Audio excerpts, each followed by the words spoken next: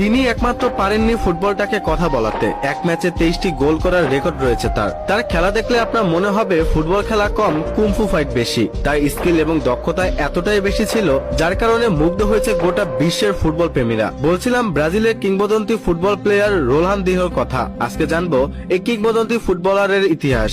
Ronaldinho নামটি শোনেননি এমন ফুটবল প্রেমী খুঁজে পাওয়া দুষ্কর। সর্বকালের সেরা ড্রিবলার, অন্যতম সেরা এই ফুটবলার তার ক্যারিয়ারে প্রায় সবকিছুই জিতেছেন, কিন্তু জিততে পারতেন আরো অনেক কিছু। হতে পারতেন ইতিহাসের সেরাদের সেরা। বিখ্যাত ফুটবলার ম্যারাডোনা বলেছিলেন রোনালদিনহো একমাত্র ফুটবলার যিনি পারেননি একমাত্র ফুটবলটাকে কথা বলিয়ে ছাড়তে। এছাড়া সবকিছুই করেই দেখেছেন তিনি। সর্বদা হাস্যোজ্জ্বল মানুষটি নিজের খারাপ অভ্যাসের কারণে অল্প সময়ই হারিয়ে গিয়েছেন লাইমলাইট থেকে। সর্বশেষ 2020 সালে যেতে হয়েছে প্যারাগুয়েন জেলেও।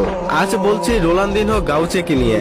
রোনালদিনহো 1980 সালের 21শে মার্চ ব্রাজিলের পোর্তে আলগোরে নামক শহরে জন্মগ্রহণ করেন। ছোটবেলা থেকেই তিনি বিচ ফুটবলার আর অ্যারিনা সকারের প্রতি আকৃষ্ট হয়ে পড়েন। এখান থেকে তার ফুটবলের প্রতি প্রেম শুরু বলা হয়। ফুটবল ক্যারিয়ারে খেলেছেন অ্যাটাকিং মিডফিল্ডার ও ফরওয়ার্ড হিসাবে। রোনালদিনহো প্রথম মিডিয়ার নজরে আসেন 13 বছর বয়সে, যখন তিনি এক লোকাল টিমের সাথে একাই 23টি গোল স্কোর করেন। তিনি তার ইউথ ক্যারিয়ার কাটান গ্রেমিও নামক ক্লাবের সাথে, আর 1998 সালে তার প্রফেশনাল ফুটবল ক্যারিয়ার শুরু করেন। 1997 সালে ফিফা অনূর্ধ্ব-17 বিশ্বকাপ এবং সাউথ আমেরিকান অনূর্ধ্ব-17 চ্যাম্পিয়নশিপ বিজয় দলীয় অন্যতম সদস্য ছিলেন তিনি, এবং এর মাধ্যমে বিশ্বকে জানিয়ে দেন তার আগমন বার্তা।